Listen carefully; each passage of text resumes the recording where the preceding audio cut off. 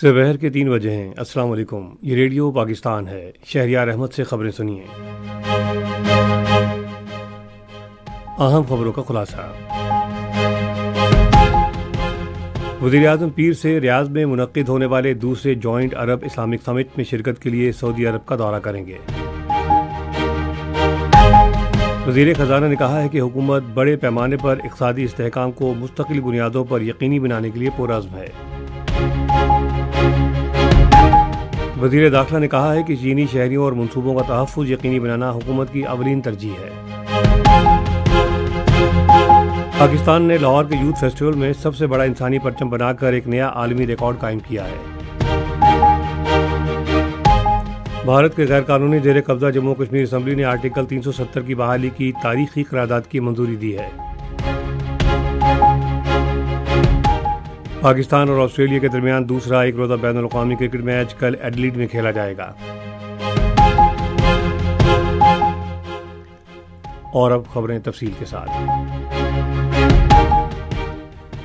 وزیر اعظم شہباز شریف پیر سے ریاض میں منعقد ہونے والے دوسرے جوائنٹ عرب اسلامک سمٹ میں شرکت کے لیے سعودی عرب کا دورہ کریں گے۔ دفتر خارجہ کی ترجمان ممتاز زہرا بلوچ نے آج اسلام آباد میں ہفتہ وار نیوز بریفنگ کے دوران کہا کہ یہ سربراہ اجلاس سعودی حکومت کے اقدام پر بلایا جا رہا ہے، جس میں مشرق وسطیٰ کی صورتحال پر غور ہوگا۔ یہ سربراہ اجلاس گزشتہ سال 11 نومبر کو ریاض میں منعقدہ جوائنٹ عرب اسلامک غیر معمولی سربراہ اجلاس کا فالو اپ ہے، جس میں غزہ اور دیگر مقبوضہ علاقوں کی صورتحال پر غور ہوا۔ توقع ہے کہ ریاستوں اور حکومتوں کے سربراہان اور عرب لیگ اور اسلامی تعاون تنظیم کے رکن ممالک کے اعلیٰ عہدیدار سمٹ میں شریک ہوں گے۔ وزیر اعظم سربراہ اجلاس میں فلسطین کے نصب العین کے لیے پاکستان کی مکمل حمایت کا اعادہ کریں گے۔ وہ غزہ میں نسل کشی کے فوری خاتمے کا مطالبہ کریں گے اور خطے میں فوری غیر مشروط جنگ بندی اور اسرائیل کی جاری مہم جوئی کو فوری طور پر روکنے پر زور دیں گے، جس سے مشرق وسطیٰ کے ممالک کی سیکیورٹی کو خطرات لاحق ہیں۔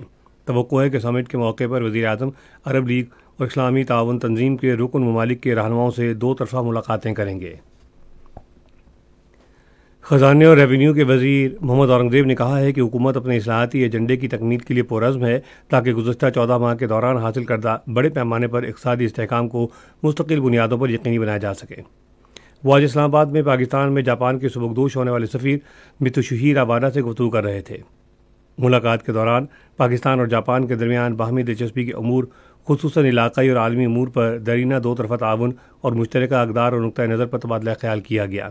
وزیر خزانہ نے کہا کہ دونوں ممالک میں تجارت، ثقافت، تعلیم اور عوامی روابط میں بڑھتے ہوئے تبادلے کے ذریعے اپنے تعلقات مضبوط کرنے کی بھرپور صلاحیت موجود ہے۔ وزیر داخلہ محسن نقوی نے کہا ہے کہ چینی شہریوں اور منصوبوں کا تحفظ یقینی بنانا حکومت کی اولین ترجیح ہے۔ انہوں نے یہ بات آج اسلام آباد میں چینی سفارت خانے کے دورے کے موقع پر چینی سفیر یانگ زیڈونگ سے گفتگو کرتے ہوئے کہی۔ وزیر داخلہ نے کراچی میں فائرنگ کے واقعے پر افسوس ظاہر کیا، جس میں 2 چینی شہری زخمی ہو گئے تھے۔ فریقین نے اس بات پر اتفاق کیا کہ مستقبل میں اس طرح کے واقعات کو روکنے کے لیے مشترکہ حکمت عملی وضع کی جائے۔ حکومت خصوصی سرمایہ کاری سہولت کونسل کے تعاون سے ملک بھر میں خوراک اور دودھ کی پیداوار بڑھانے کے لیے زراعت اور لائف سٹاک کے شعبوں میں آسٹریلیا کی مہارت سے استفادہ کرے گی۔ حکومت نے اس حوالے سے زرعی پیداوار بڑھانے کے لیے 400 ارب روپے مختص کیے ہیں۔ اس رقم سے کسان کارڈز کی فراہمی، گرین ٹریکٹرز اور شمسی توانائی کے منصوبوں جیسے اقدامات میں مدد ملے گی۔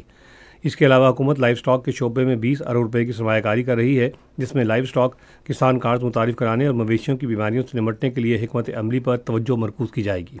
مویشیوں کی بیماریوں کے اثرات کو مد نظر رکھتے ہوئے بیماریوں سے پاک گوشت کی برآمد یقینی بنانے کے لیے 40,000 بچھڑے پیدا کرنے کا ہدف مقرر کیا گیا ہے۔ توقع ہے کہ ان اقدامات سے پاکستان کا زرعی ڈھانچہ مضبوط ہوگا، تحفظ خوراک میں بہتری ہوگی اور معاشی استحکام میں مدد ملے گی۔ چائنا گورنمنٹ انویسٹمنٹ کی سربراہ سکارلیٹ جیانگ کی قیادت میں چینی سرمایہ کاروں کے ایک وفد نے آج لاہور میں پنجاب کے وزیر صنعت و تجارت چودھری شفیع حسین سے ملاقات کی۔ وفد نے پنجاب کے صحت، تعلیم، زراعت اور الیکٹرک گاڑیوں کے شعبوں میں سرمایہ کاری اور تعاون کو فروغ دینے کے مواقع تلاش کرنے میں دلچسپی ظاہر کی۔ انہوں نے پنجاب میں الیکٹرک گاڑیاں تیار کرنے کے پلانٹ اور کیمیکل مینوفیکچرنگ کی سہولتوں کے قیام میں بھی دلچسپی کا اظہار کیا۔ اس موقع پر ہواوی گروپ نے 2,60,000 پاکستانی طلباء کو آئی ٹی کی مہارتیں سکھانے کا تربیتی اقدام شروع کرنے کا بھی اعلان کیا، جس میں ابتدائی طور پر پنجاب پر توجہ مرکوز کی جائے گی۔ یہ خبریں آپ ریڈیو پاکستان سے سن رہے ہیں۔ پاکستان نے سب سے بڑا انسانی پرچم بنا کر ایک نیا عالمی ریکارڈ قائم کیا ہے۔ یہ record army public school Lahore کے طلبہ نے قائم کیا، جنہوں نے پرچم بنانے میں حصہ لیا۔ 10,000 سے زائد طلبہ نے انسانی پرچم بنایا۔ اس سے پہلے سب سے بڑا انسانی پرچم بنانے کا ریکارڈ بھارت نے قائم کیا تھا، جس میں 7,368 طلبہ نے پرچم بنایا تھا۔ نیا عالمی ریکارڈ لاہور یوتھ فیسٹیول کے دوران قائم کیا گیا، جو حکومت پنجاب کے زیر اہتمام فورٹریس اسٹیڈیم لاہور میں جاری ہے۔ حکومت نے اسمگلنگ کے خلاف کارروائیاں جاری رکھی ہوئی ہیں۔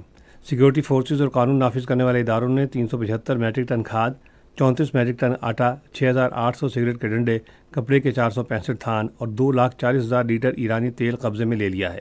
قانون نافذ کرنے والے ادارے ملک کو اس مسئلے سے نجات دلانے کے لیے انسداد اسمگلنگ کی کارروائیاں جاری رکھنے کے لیے پرعزم ہیں۔ حکومت نے یوم علامہ اقبال کے موقع پر 9 نومبر بروز ہفتہ کو ملک بھر میں عام تعطیل کا اعلان کیا ہے۔ اس حوالے سے کابینہ ڈویژن نے آج نوٹیفیکیشن جاری کر دیا ہے۔ اقوام متحدہ میں پاکستان نے فلسطینی پناہ گزینوں کے لیے اقوام متحدہ کے امدادی ادارے کی کارروائیوں میں خلل ڈالنے کی اسرائیلی کوششوں کی شدید مذمت کرتے ہوئے اسے اسرائیل کی جانب سے فلسطینیوں کی نسل کشی مہم کا ایک حصہ قرار دیا ہے۔ اقوام متحدہ کی جنرل اسمبلی کے اجلاس میں اظہار خیال کرتے ہوئے اقوام متحدہ میں پاکستان کے قائم مقام مستقل نمائندے ایمبیسڈر عثمان جدون نے اسرائیلی پارلیمنٹ کی طرف سے اس قانون کی منظوری کو اقوام متحدہ کے منشور بین الاقوامی قانون اور 19 جولائی کو جاری عالمی عدالت انصاف کی مشاورتی رائے کی کھلم کھلا خلاف ورزی قرار دیا۔ انہوں نے عالمی برادری خصوصاً اقوام متحدہ کی سلامتی کونسل سے کہا کہ وہ اسرائیلی کارروائیوں پر اسے ذمہ دار ٹھہرائیں اور فلسطینی پناہ گزینوں کے لیے اقوام متحدہ کے امدادی ادارے کے اقدامات بلا روک ٹوک جاری رکھنے کے عمل کو یقینی بنائیں۔ بھارت کے غیر قانونی زیر قبضہ جموں کشمیر اسمبلی نے آرٹیکل 370 کی بحالی کی تاریخی قرارداد کی منظوری دی ہے۔ کشمیر میڈیا سروس کے مطابق قرارداد حکمران جماعت نیشنل کانفرنس کے deputy chief minister Surinder Singh Choudhary نے پیش کی۔ قرارداد میں علاقے کی خصوصی حیثیت بحال کرانے کا مطالبہ کیا گیا ہے، جسے بھارتی حکومت نے اگست 2019 میں منسوخ کر دیا تھا۔ ایوان کے بی جے پی کے ارکان نے قرارداد کی سختی سے مخالفت کرتے ہوئے اسے ناقابل قبول قرار دیا ہے۔ بی جے پی کے اراکین کی مخالفت کے باوجود ارکان پارلیمنٹ کی اکثریت کی جانب سے اس کی حمایت کے اظہار کے بعد قرارداد منظور کر لی گئی۔ پاکستان اور آسٹریلیا کے درمیان 3 ایک روزہ بین الاقوامی کرکٹ میچوں کی سیریز کا دوسرا میچ کل ایڈیلیڈ میں کھیلا جائے گا۔ آسٹریلیا کو 3 میچوں کی سیریز میں 1-0 کی برتری حاصل ہے۔ دونوں ٹیمیں آئندہ جمعرات سے 3 T20 میچز کی سیریز بھی کھیلیں گی۔ موسم۔ محکمہ موسمیات کی پیشگوئی کے مطابق آئندہ 12 گھنٹوں کے دوران ملک کے زیادہ تر علاقوں میں موسم خشک رہنے اور پہاڑی علاقوں میں سرد رہنے کا امکان ہے، جبکہ پنجاب کے اکثر علاقے سموگ کی لپیٹ میں رہیں گے۔ آج ریکارڈ کیا گیا بعض بڑے شہروں کا درجہ حرارت۔ اسلام آباد اور Muzaffarabad 25 degree centigrade, Lahore 28، Karachi 34، Peshawar اور کوئٹہ 26، گلگت 23، مری 20، سری نگر 22، جموں 27 اور لیہ میں 13 ڈگری سینٹی گریڈ رہا۔ اہم خبروں کا خلاصہ ایک مرتبہ پھر سن لیجیے۔ پیر سے ریاض میں منعقد ہونے والے دوسرے جوائنٹ عرب اسلامک سمٹ میں شرکت کے لیے سعودی عرب کا دورہ کریں گے۔ وزیر خزانہ نے کہا ہے کہ حکومت بڑے پیمانے پر اقتصادی استحکام کو مستقل بنیادوں پر یقینی بنانے کے لیے پرعزم ہے۔ وزیر داخلہ نے کہا ہے کہ چینی شہریوں اور منصوبوں کا تحفظ یقینی بنانا حکومت کی اولین ترجیح ہے۔ پاکستان نے لاہور کے یوتھ فیسٹیول میں سب سے بڑا انسانی پرچم بنا کر ایک نیا عالمی ریکارڈ قائم کیا ہے۔ بھارت کے غیر قانونی زیر قبضہ جموں کشمیر اسمبلی نے آرٹیکل 370 کی بحالی کی تاریخی قرارداد کی منظوری دی ہے۔ دوسرا ایک روزہ بین الاقوامی کرکٹ میچ کل ایڈیلیڈ میں کھیلا جائے گا۔ خبریں ختم ہوئیں۔ مزید خبروں اور تجزیوں کے لیے آئیے ہماری ویب سائٹ پر، پتہ ہے radio.gov.pk اور فیس بک کے link Radio Pakistan news official پر براہ راست ویڈیو اسٹریمنگ بھی ملاحظہ کیجیے۔